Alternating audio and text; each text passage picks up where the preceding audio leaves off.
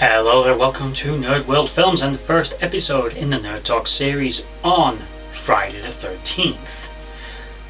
This is the original 1980 movie that spawned a whole movie franchise. Now, people have mixed feelings on this franchise. It has its ups and its downs. We're going to explore them in this series. This is, as I said, the original one, and this not only is the one that started it all, but it's also the standout in the series for the only movie in the franchise to not actually feature Jason Voorhees as the serial killer. Now, as a dedicated horror fan like myself and many others, you already knew that, but you will be surprised how many people don't know that. People automatically associate, correctly so to be fair, the Friday the 13th franchise with Jason Voorhees, the hockey mask wearing behemoth of an undead supernatural zombie of some kind hacking up teenagers at Camp Crystal Lake. But the film series goes all over the place. We end up in New York, we end up in space, because of course we do, because we always end up in space at some point in a franchise. But here is the original one that set the ball rolling. We have a very young who wants to be like Kevin Smith, everybody does, in this movie, with possibly what may be the best death in this film, possibly a contender for the best death in the franchise, so that as I don't do kill counts or rankings of deaths because I can't be bothered, just take my word for that and tell me different in the comments below. Before we get started, I'm going to mention that this video is sponsored by my sponsor Relentless Rebels, but we'll talk more about them later. For now, let's get started on discussing Friday the 13th, 1980. This film, as I said, is the one that started the whole thing. It is the movie that set the standard going forward. It's genuinely creepy, a lot of POV shots. It's obviously low budget and stars the late amazing Betsy Palmer as Pamela Voorhees, a role that she wasn't overly keen on taking, and did it basically because, as I understand it, she needed a new car and the payment from the movie would pay for a new car for her. She thought it was a low budget piece of crap that no one would ever see. Lo and behold, how wrong was she? Oh my god, I didn't mean for that to rhyme, but it happened. Anyway, basically, the story is Camp Crystal Lake is being reopened. A bunch of horny teenagers, horny being the operative word here, go up to the lake to try to open it up. Along the way, they encounter a lot of creepy guys and creepy women. People generally are creepy, all setting up as the whodunit kind of undertone of this movie. Who is actually the Camp Crystal Lake killer? Spoiler alert, it isn't Jason Voorhees, not in this one. He's completely innocent. In fact, Jason Voorhees died in this movie. Basically, the Camp Crystal Lake got closed because of the drowning of a young disabled boy named Jason Voorhees many years earlier. His mother, on the other hand, never got over the loss of her son. Very understandable. I mean, the serial killing that came with it, less understandable, spoiler alert, but understandable that she'd be upset. They are sent up to the lake to try and get things set up, ready for when all the kids are going to arrive, and horny shenanigans ensue, as does a little bit of light murder. Especially that Kevin Bacon one. Now, as I said, I don't do kill counts. You want that, you go to Dead Meat. That is an awesome channel, by the way. I love that channel. I'm never going to be that big, but damn, I love that channel. I'm getting off target. Stay on target. I can't even think what that's a reference to. Anyway, the murders start to happen and everyone's like, oh crap, what's happening? People are disappearing, but no one quite yet knows that anyone is actually dead because she's kind of hiding the bodies. Our main, final girl here is Alice. And she is the typical 1970s/80s heroine character. She's the virgin, she's pretty, she's naive.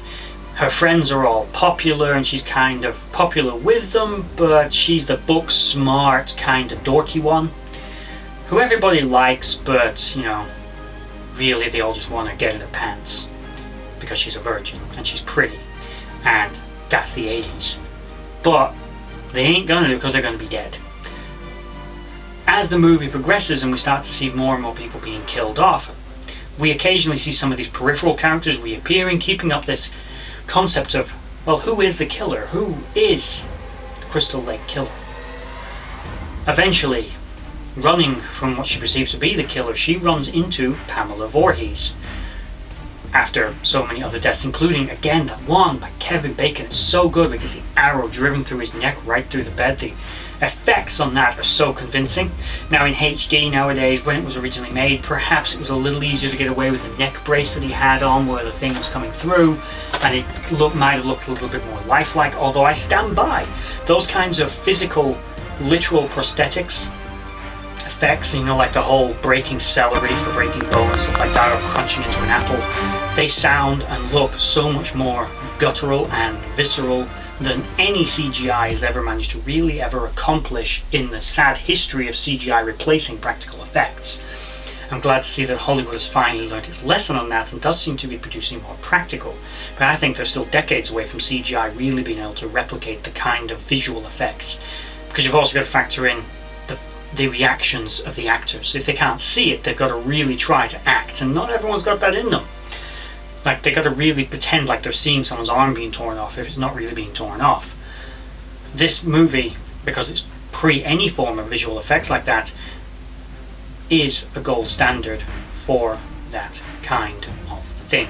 Today's video is brought to you by my great sponsor, Relentless Rebels. They specialize in the sale of various different Viking-themed jewelry and other apparel. You can find them at relentlessrebels.com.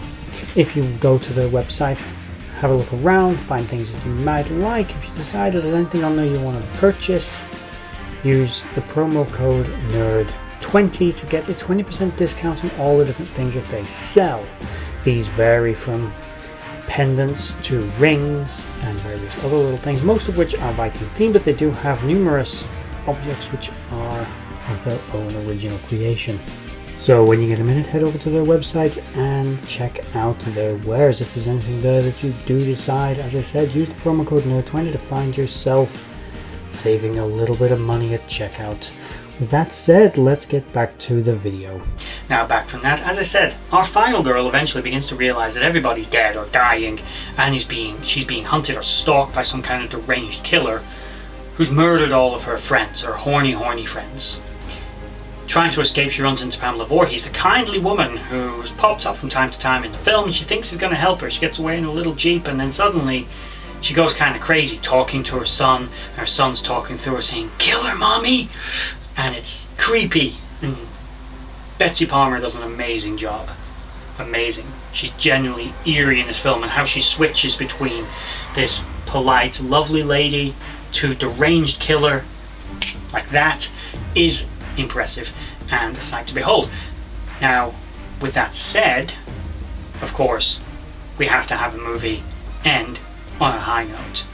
So, full spoilers, as I've avoided talking about specific deaths again. I don't cover those, we're just discussing how awesome this film is. Eventually, she gets the upper hand. She kills Pamela Voorhees. She ends up on a boat in the lake. That seems to happen a lot, you know, it's a movie about a lake, you gotta see something at a lake at some point. And then we get that horrible scene, which was shoehorned in just for like a last jump scare for the audience, as this movie was never really intended to have any sequels with the main killer being killed, but they wanted to show the young boy jumping out of the water and pulling her under. And that was meant to be Jason Voorhees, with all of his facial disfigurements still visible. Of course, at this point he'd not grown into the behemoth of a monster and, you know, become a super killing machine zombie. That's in the next movie, or the next few movies. Actually, it's a few films down before that, it was kind of scrawny. You know, you gotta let him bulk up. Now, the film overall is, it literally is a trendsetter. It did come out during that set of a trend of somewhat generic horror movies, but it was distinctive for having a female serial killer.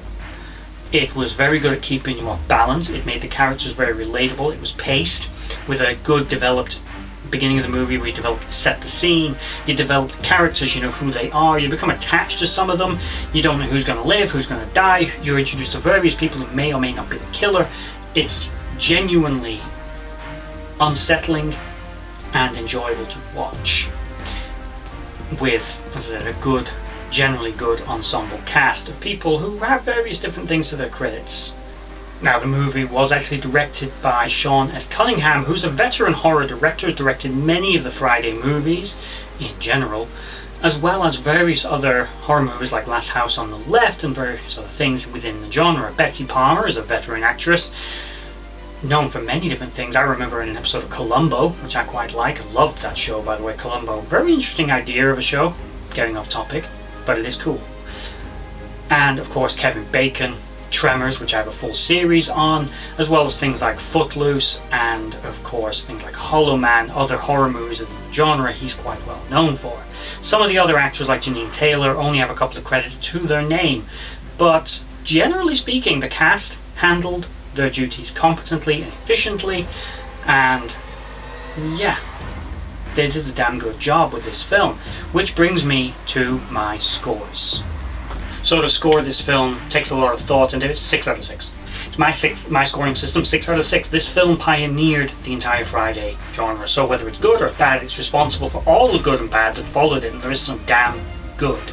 It is also an excellent movie, well paced, well acted, well choreographed, well lit as well. I particularly like the lighting in this film. I know it's sometimes a little dark, but I like that. It kind of has a shade, literally.